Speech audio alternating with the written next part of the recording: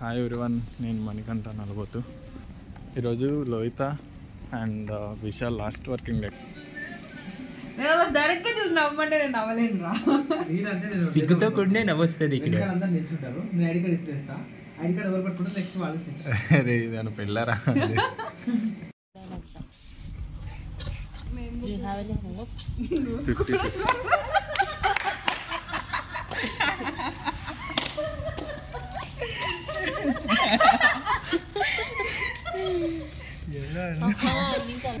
అరే ఏమైంది అనేది interview We discussed it. But I'm waiting. Good morning.